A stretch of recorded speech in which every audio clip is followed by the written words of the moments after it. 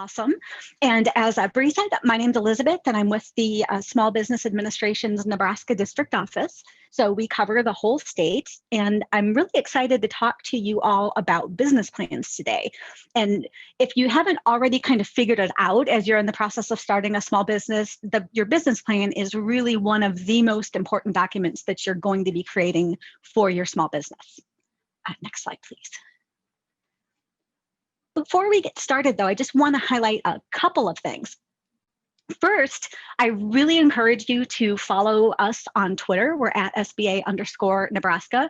I personally love Twitter, so I post all the time, lots of links to blog articles, websites, upcoming events and webinars, things like that. I really do like to engage with small business owners on that platform, so please do feel free to follow us. It's at SBA_Nebraska. And next. And here, just before we get started, this is just kind of us in a nutshell. So we have basically three main missions in life, and that is to help make the American dream of entrepreneurship a reality. And we do that by providing you with resources that can help you start, grow, expand, and recover your small business. And then we also can help you get started in government contracting. There are some federal set-aside programs that we can get you involved in. So if you have any questions about that, just let me know. And then we can also help you recover your business with disaster loans.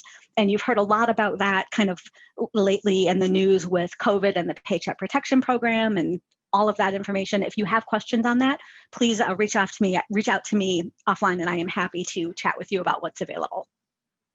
And next slide, please.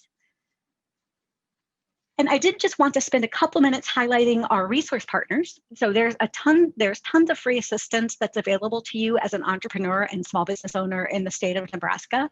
Nebraska is extremely small business friendly.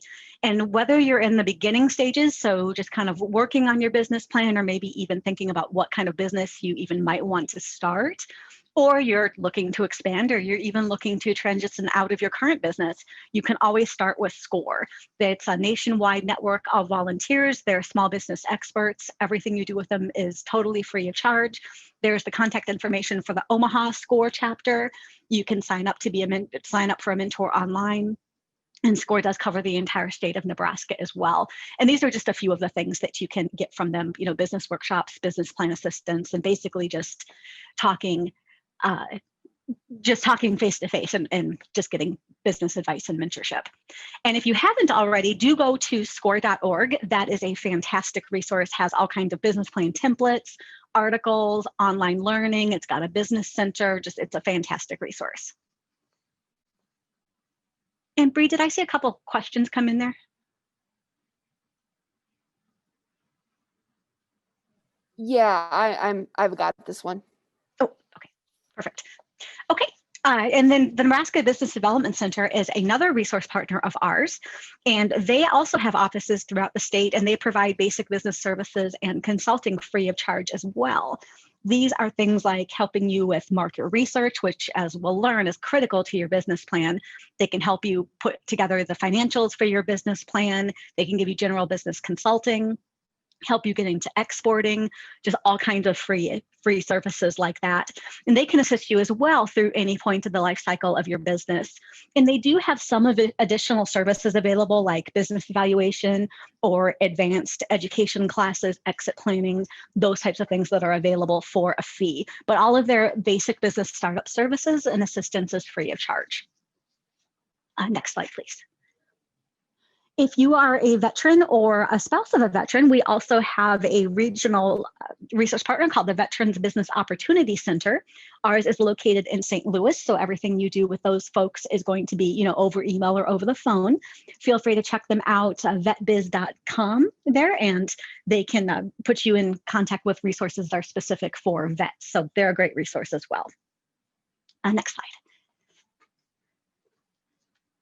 Okay.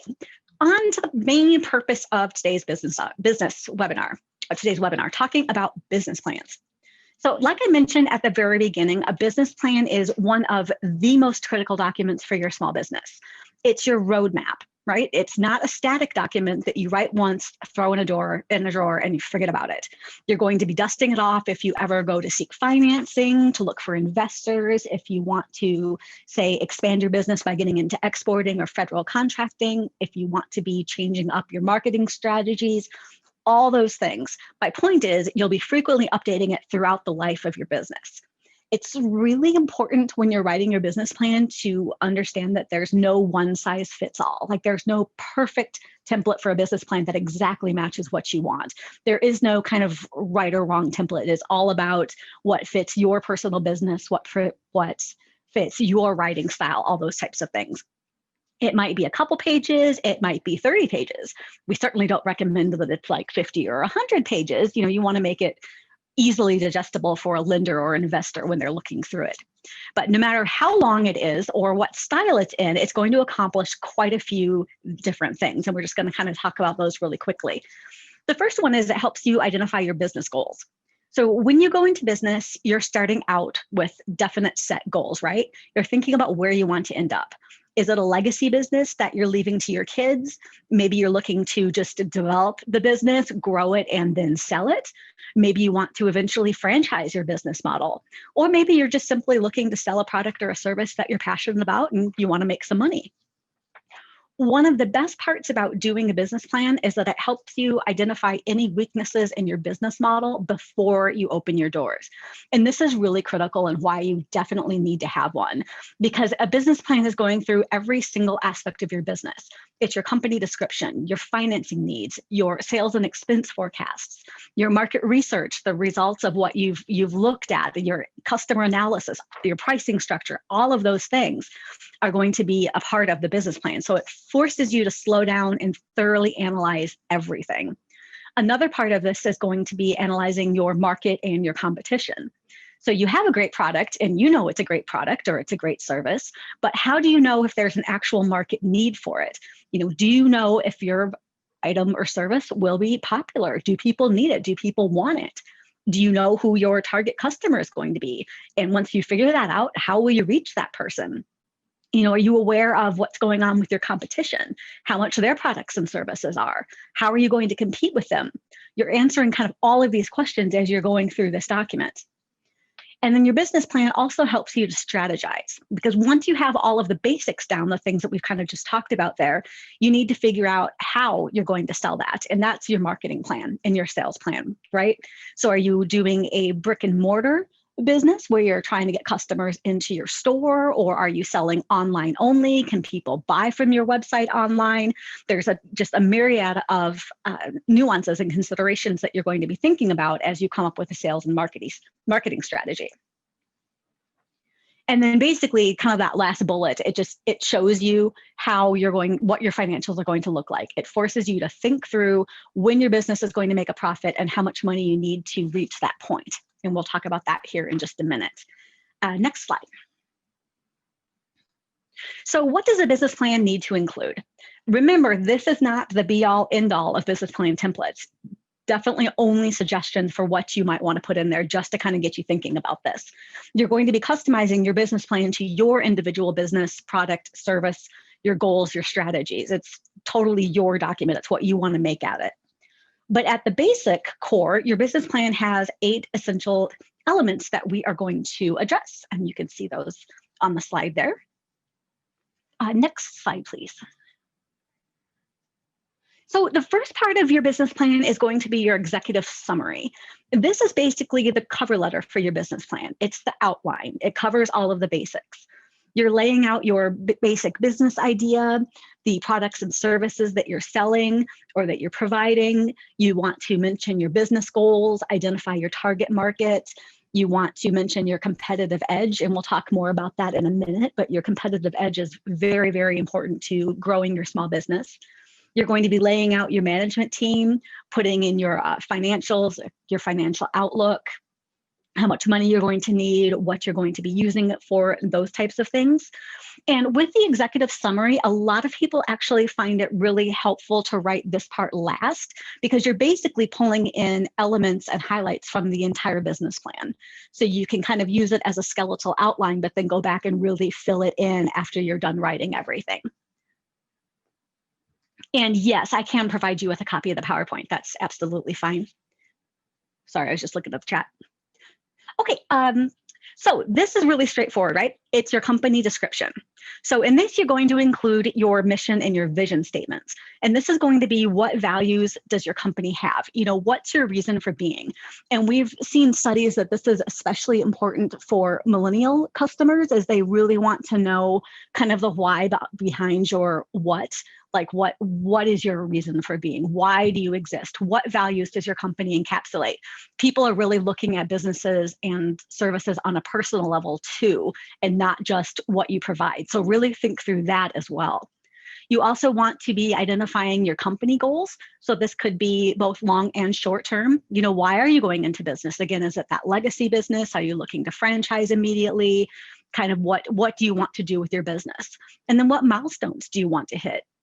And this could be how much revenue you're looking to obtain in your first year, how many employees do you ultimately want, you know, all of the things of that nature. You can also discuss your industry in this section, talk about industry trends, you know, if your industry is growing, if you have a lot of competition, and then you want to lay out your legal structure. This is how you're incorporated, basically. So are you going to be a sole proprietor where it's just you? Are you going to be a limited liability company, a C Corp? Maybe you want to be an S corporation. There's lots of tax benefits, like pros and cons kind of to how you set up. So we always encourage you to talk with either a CPA or a business attorney that can really help you fit the right model that's the best and most advantageous for you. Next slide, please. This section can get really pretty lengthy because it's going to be where you're describing your products and services. The thing to keep in mind here is that businesses really exist at the end of the day to do one thing, and that's to solve a problem or to fill a market need. For example, let's say you're really passionate about the environment, right? And you notice that landscaping companies in your area, they don't offer any green solutions. It's all harsh chemicals. It's, you know, all this kind of thing that's not good for the environment. So that's a market need that you've identified, because chances are there's people like you that want to have green solutions for their lawn maintenance and landscaping and that type of thing. So you can offer lawn maintenance solutions that are organic and not harmful to the environment. That's you solving a problem and filling a market need. Or maybe you can focus on providing trees, shrubs, and flowers that are native to Nebraska. That could be how you're solving that problem as well, by using, you know, native Nebraska species. But whatever the niche you're filling, or the need that you're providing, or the need that you're solving, the problem that you're working on, you're going to be describing how you and you alone can uniquely fill that need and how you're standing out from your competition. So this is your competitive edge. And your competitive edge is really critical to your pricing structure, to your marketing plan, to basically your whole business, because this is what you do better than anybody else in your field. Why I should shop with you. So you really want to spend a lot of time thinking about that. And you can also outline any proprietary features that you might have, you know, if you have any trademarks or patents, if you have any exclusive agreements with vendors, you can add that part in here, especially to make lenders or investors aware of what's really unique about your business, or that you already have a lot of you know, purchase orders or deals going on with vendors and with customers. And then you'll also want to outline the pricing structure. And this can get really tricky. And honestly, you could do an entire, you know, webinar just on pricing structure alone, but you're basically just figuring out, you know, what you're going to be charging for your product or your service. It's important here to focus on, you can either be high end and specialized, or you can be low end and really get your product out quickly. You can't be both, right? So you can't be really high end luxury and get everything, you know, mass quantities, if that makes sense. So really think through what that pricing structure looks like and where you want to be in terms of the market. Next slide, please. The market analysis is also going to be a pretty large chunk of your business plan. This is where you're showing that you've done your research, right? That you've looked at your business industry, you've analyzed the market, you've looked at your competition, you're identifying your target customers. Not everyone is going to be your customer. I mean, we'd love to be able to sell to absolutely everybody, but that's just really not the case. There's only certain people that are going to need your products and services. So you have to figure out how you're going to locate them. What are their demographics? What are their ages? What's their income bracket? Where are they located? Why do they need what they need? You're analyzing all of this information to know to whom you should be selling and where you should be selling it. You want to be looking at current buying trends. So like take the example of the landscaping company. You want to determine who your market is for this, right? So are you going to be targeting residential or commercial customers? Or maybe you want to be looking at both.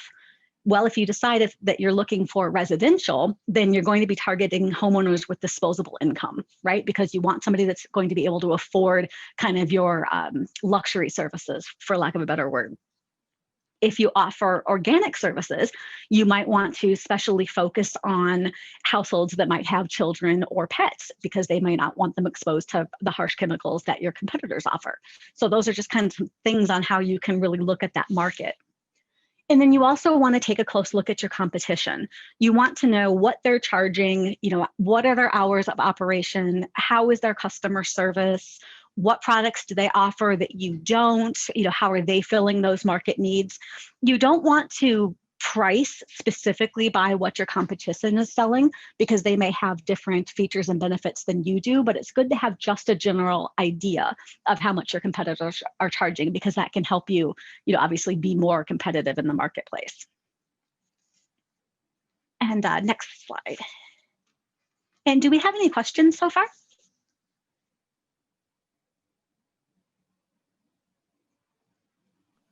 Doesn't look like it, other than the question about the slides. And again, if you are interested in a copy of today's presentation, the slides from today's presentation, if you'll send an email to programs@dospace.org, I'll make sure that you get the slides.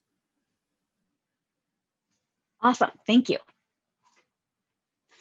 So looking at your marketing and sales strategy, now that you've identified and analyzed your market, you need to figure out how you're going to reach those people. How are you going to make them aware of your products and your services? Here, it's really important that you figure out a solid marketing plan. So are you going to be using social media to get people's attention? At a bare minimum, we suggest that you have a Facebook business page. Everybody's on social media these days. It's just really important to stay competitive, to stay relevant, to interact and engage with your customers. You need to have some form of social media platform, whether that's, again, Facebook, or maybe you have your own website, you're selling online, do have some sort of social media component. And if you don't really know what you're doing on social media, it's really important that you then look at maybe hiring an expert that can help you, because having kind of a really poorly designed website or not being consistent or professional, or however you might want to look at it with your social media, that can hurt your business's image. So it's really important that you pick a platform that you understand, that you're good at, that you enjoy. So maybe Twitter is your thing, right? So focus on that and then slowly work in some of the other platforms as you get more used to it. The important thing to keep in mind with social media is just that consistent presence online. Just be consistent. That's one of the most important things about that. Also, are you going to advertise maybe old school? Go through TV commercials, maybe do some radio spots, do mass mailing. There's nothing wrong with those. They're kind of tried and true, and they've been proven to be effective over time. So definitely keep those alive too in your marketing plan. A lot of folks also will attend industry days and trade shows. This can be a great way, especially if you're selling a product, to be able to get that out in front of other vendors, lots of customers.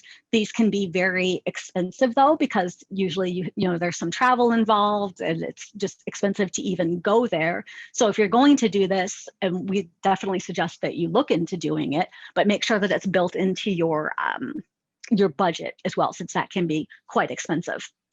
Another thing that you can try will be mass mailings, and you'll see that EDDM program through the post office. We'll talk about that at the very end of the webinar, but this is a great program that you can use, especially if you're a new business owner looking to get established in an area. And then lastly, you really want to make sure, again, that you're focusing on those industry and buying trends so that you can be catering your advertising and your marketing efforts towards what people are buying and what's relevant and what's trending. Next slide, please. This is probably the hardest part of your business plan to write, the financial sections. This is one of the most important sections that you can write, especially when it comes to seeking financing or seeking investors, because an investor, a loan officer, whomever you're looking to get money from is going to be spending a lot of time with this section. And it's really important that you think things out, that you do all your calculations, and then that you can speak to your numbers. Don't just have them in your business plan, but be ready to speak to them, to answer questions, to just know them kind of in and out when you're talking to the lenders, because that affects your credibility if you're not able to speak well to your business numbers. With your funding request, the first thing obviously that you're going to be figuring out is how much money do you need to get started. You have the list of things that you're going to use it for. Maybe you're buying a new building, maybe you're doing a renovation, buying a whole bunch of inventory up front. You just need to know how much do you need to borrow. A lot of people will make the initial mistake too of not borrowing enough. So they'll borrow enough to do that initial round of inventory, to sign the first month of rent, to do the first month of payroll, but then they're not taking into account, the ongoing utility payments or making further payroll, down the months for employees or even hiring new employees. So you want to make sure that all of your requirements are identified up front to make sure that you're really asking for enough money. You also want to note how much money you've already put towards your business. So this could be in the form of a down payment that you're doing, or this could be any money that you've already invested in your business. If you've, purchased inventory, if you've already put down, first and last month's rent on a building, something like that, something that you can show the lenders that you are serious enough about your business to put your own money towards it. That's really important to show as well. And then you're going to be describing your future requirements. So these are typically, over the next 1 to 5 years. A lot of that is very easy to identify. You'll know what your mortgage or your rent is going to be. You'll know kind of how many people you want to hire initially. You might want to describe how you're going to grow your business, if you want to hire more employees in the future, if you want to expand. Those types of things can all be included in here. And then, of course, you're describing what the funding is going to be used for. And that could be your working capital, your equipment, payroll, all those types of things. The expenses for this are really easy to calculate because you typically are going to know all of your fixed monthly expenses up front, your initial costs, but it can be really difficult to know how much product and service that you're going to be needing. So we'll talk in a minute about how you can get some help with that, especially from some of our resource partners. Next slide, please. With your projected expenses and things like fixed and variable expenses, your break-even point, these are critical components to the financial section and your financial projections. When you are looking to get a loan, typically lenders are going to want to see both historical and projected data, usually about 1 to 3 years. So you're going to be looking at, historically, you're going to be wanting to be showing your profit and loss statements, any income information, balance statements, cash flow statements for the past 1 to 3 years, if you've already been in business. If you're new to business, you're going to be going forward with that and doing all kinds of forecasted income and expenses. Typically, again, that 1 to 3 year period is what a lender is going to want to focus on. This can be really difficult to do if you've never been in business before, because you know your numbers, you know your product, you know your service, right? But it's difficult if you've never been in business before to know that you're going to sell, X amount of widgets per week or X amount a month, or you're going to have, this many customers come through your retail store in the next month. You really don't know that. So you can work with our resource partners and they can really sit down with you, again, one-on-one and help you figure that out. one of the most important parts of the financial projections that you're going to need to identify is going to be your break-even point. And if you're not familiar with that, it's just the exact number of products or services that you need to sell in order to meet your monthly obligations without making a profit. In other words, this is the point where you're breaking even.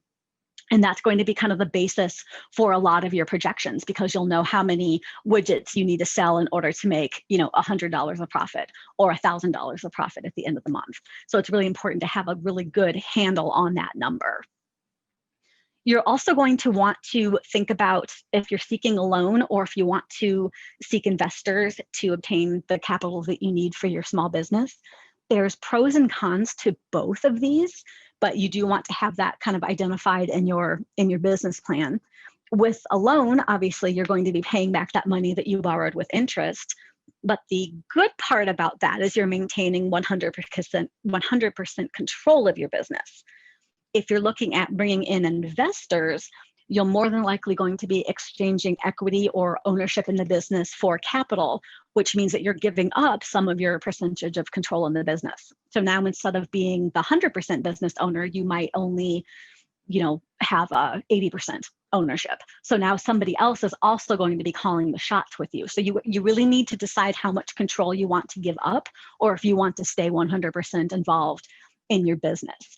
And just for those of you that might want to be getting into contracting with their business at any time in the future, the magical number to remember is 51% ownership. If you're a minority-owned small business, woman-owned, veteran-owned, any of those set-asides, you have to be at least 51% owner of the business in order to qualify under those. So just something to keep in mind if you are going to be seeking investors and then giving up some equity. You can also include, any short analysis of your financials. So any graphs, ratios, trend analysis, any of those kind of pretty snapshots that you can use. You can put them in here as well. Anything that paints the picture of what your small business looks like financially. And next slide. You're also going to want to close out your business plan with an appendices section. This is where you could include any additional information you might have, like your management team's resumes or your bios, if you have any permits, if you hold any certifications or licenses. You could put a copy of your lease in here, any existing purchase orders that you might already have. Basically anything that's sort of tangential to your business, but is something that a lender or an investor might be interested in seeing. You can list out any intellectual property that you might hold, do some of your market research data in here. And then you can just include anything you want for references, maybe some product pictures. Lenders always love to see pictures and market studies and that type of thing. And the next slide, please. And then lastly here, I just wanted to briefly highlight this service. It's the Everydoor Direct Mail, which is from the U.S. Postal Service. The reason that I like to bring that up specifically in the business plan presentation is this is a great and very easy, free way to do some market research, to get some very basic demographics. So if you look at the slide, you'll see all of those purple lines. That is an actual mail route that's based on the zip code. I know it's a little bit hard to see on the slide, but if you look kind of up at the top of that square there, you'll see a couple of different boxes with some numbers in there. So it will tell you how many residences are on the postal route, tells you how many businesses are there. But most importantly, it tells you a lot of basic demographic information. It'll tell you the percentage of people that are of certain age brackets that live in that postal route. It'll tell you the average size of a house. So if you're looking to target people with kids, then obviously you'd want to target areas where the average household size is, like 3 or more people, right? Because that means they have kids. You can do the average income as well for that whole route, which is very important. If you're more of a kind of a luxury service, you want to be targeting mail routes that have a higher income so that people can be affording your services. So that's the website there for that. It's also a very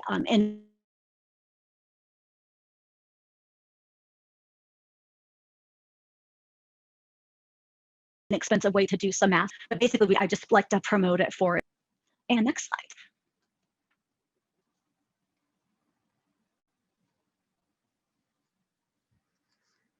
So basically, this is the end of the formal presentation. I always like to try to leave enough time for any questions that people might have or any, comments that they might want to make, anything that you might want to chat about at all. So do we have any questions? Oh, whoops, sorry, one more slide. I forgot about that. Sorry, I actually fell off the internet there for a minute. Oh, I'm glad I'm not the only one that often falls off. I thought for a minute you were going to say you fell asleep. I'm like, oh, ouch. Nope, just fell off the internet for a second. I'm just kidding. So lastly, a lot of people really tend to overlook their local library, but you shouldn't, because libraries are a fantastic resource, even for small business owners, right? They're not just for reading and for kids and those types of things. They actually have a ton of business resources. A lot of them, take the Omaha Public Library, for example. They have access to usually Gale Business Plan Builder. So it's an online business plan template that you can use. You can actually access it from home, go online, build a whole business plan. They have access to market research databases. And these are really important because if you try to access these on your own, Info USA, those kinds of things, you can pay major money for that, but your library will typically have access to that for free. The Omaha Library also has a Legal Information Reference Center, which has all kinds of legal forms and legal information for all states. You can get lots of data online. It's just they've got a wealth of online resources that most people are not aware that they even offer, and a lot of them you can access from home with just your library card. So definitely check that out. On the market research side too, I just wanted to do another plug for the Nebraska Business Development Center. They also have access to a lot of paid databases, so they can really help you do some market research, thorough market research, kind of put together some information for your business, and all of that services are free of charge as well. So they can definitely be of assistance to you in that. And next slide. There, okay, there's my contact info. Do feel free to reach out to me at any time. I'm always here to help. If you have any questions, we've still got some time left, so by all means, feel free to ask.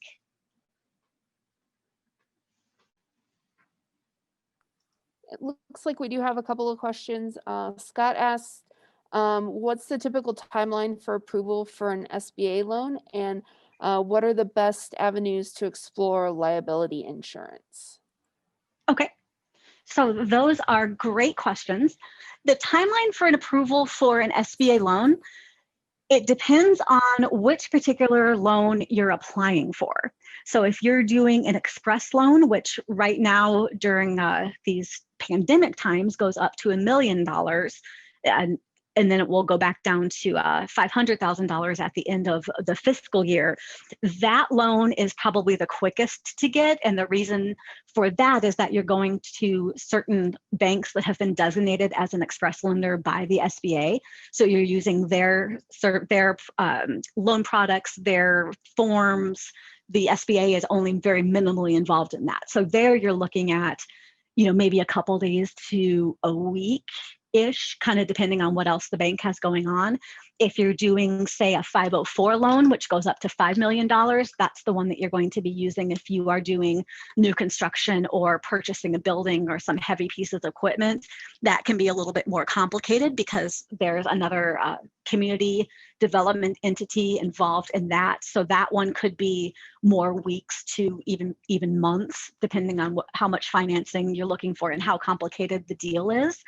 So it really, again, depends on the program that you're using and even the bank that you're going through as well. Some banks are more familiar with SBA loans, so they'll be able to help you more quickly. Some are less familiar, so they may have to, utilize us to get answers for you, those types of things. But basically, a couple days to a couple of months, depending on the program. And we've talked with a lot of lenders who have told us that usually the main delays are actually caused by the borrower not providing the information that the lender needs. So this could be the business plan, this could be your financial information that you need to provide, your taxes, those types of things. That can create a lot of delay as well. And then for exploring liability insurance, that I think is just best talking to different insurance agents, see who can offer you the most comprehensive insurance for the least amount a month. We always suggest that you start with your own insurance agent, for your personal, see if they can do business insurance as well. If you are worried about liability issues, definitely do consider at least incorporating as a limited liability company, because that will do exactly what it says. It will limit the liability that you might have if you are a sole proprietor, so not incorporated. It's just you as a business owner, which is perfectly fine. You can do that, but keep in mind, if you're doing that, you have no legal protection, and all of your assets, both your business assets and your personal assets, would be on the line if you were to be sued by a customer for whatever reason. If you are an LLC, then only the business assets would be kind of up for grabs, because you have that limited legal liability. So your personal assets would be safe in those cases. So hopefully that answered that.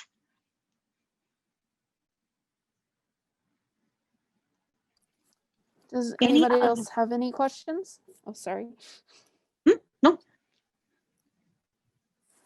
One thing I will mention, just because I just finished putting it on the calendar for next month, is that if you are interested in financials for small businesses, Nebraska Enterprise Fund does 2 webinars a month with us on Wednesdays. And next month on the, I have to pull it up on my calendar. Hold on one second. Next month on the 3rd and the 24th, they have a special guest, Jacob Malasek is going to be there on the 3rd, talking about days of cash and basically how much cash you should have on hand. And on the 24th, he's going to be talking about how to figure out your break-even point. So if those are things that you are interested in learning more about, definitely sign up for those webinars. They just hit our public-facing calendar about 2 hours ago. Oh, that's awesome. And we actually work really closely with the Nebraska Enterprise Fund. They're an SBA microlender. So if you are having trouble qualifying for a traditional bank loan or even an SBA guaranteed loan, then the Nebraska Enterprise Fund can be a great resource for you. And they can also help you with your business plan and provide some technical assistance as well. And then their services are free of charge. But yeah, they're a great resource for microloans too.